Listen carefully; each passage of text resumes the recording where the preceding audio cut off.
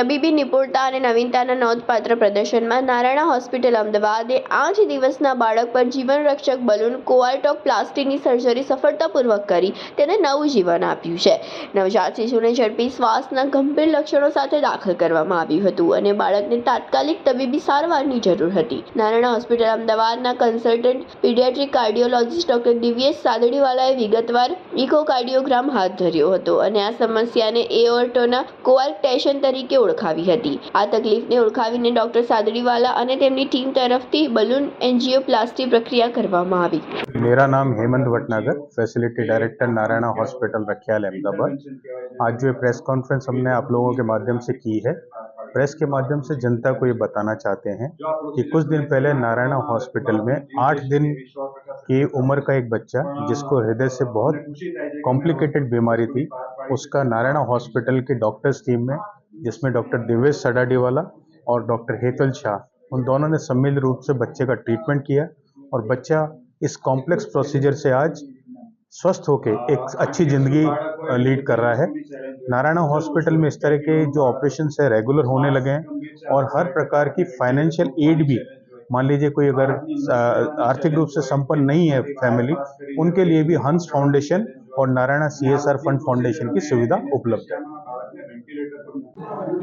मारू नाम डॉक्टर दिव्येश सादड़ीवाला है, pediatric cardiologist Narayan hospital Amdavad. 8 दिवसना बाळकनी अमे खूब ज जोखमी प्रक्रिया करी, जेने बलून कोआर्क्टोप्लास्टी कहेवाय छे, जेमां बाळकना हृदयनी महाधमनी ब्लॉक थई गई होय छे।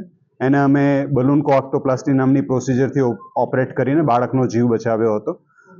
बाळकने फाइनेंशियल कंडीशन बाळकना पेरेंट्सनी पुअर हती, तो अमे एनो मोटो फ्री ऑफ चार्ज नारायण हॉस्पिटलमां ऑपरेट कर्युं। अमारी पासे बाळकना हृदयनी बधी ट्रीटमेंट नारायण हॉस्पिटलमां फ्री ऑफ चार्ज करवा माटेनी फेसिलिटीज अवेलेबल छे। जेटली पण ट्रीटमेंट प्राइवेट हॉस्पिटलमां कॉर्पोरेट हॉस्पिटलमां मळे छे ए लेवलनी एक्सपर्टीज अमे त्यां प्रोवाइड करी।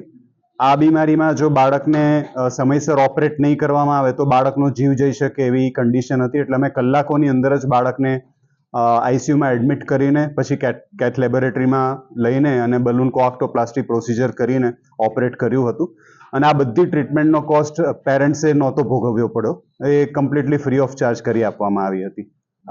8 દિવસનું બાળક જેનું હૃદયનું પમ્પિંગ ખાલી 10% હોય અને જેની શ્વાસની ગતિ વધારે હોય એને એક એનેસ્થેસિયા આપવું એક ચેલેન્જ છે।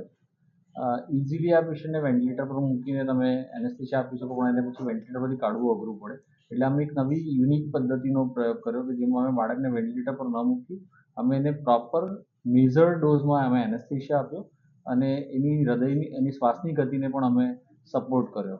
આ એક નવી પદ્ધતિથી અમે એને એનેસ્થેસિયા આપી, જેથી પ્રોસિજર પત્યા પછી એને અમે તરત ભાનમાં પણ લાવી શક્યા અને એનો એનેસ્થેસિયાનો ડોઝ આખો અમે મેઝર્ડ કરી શક્યા।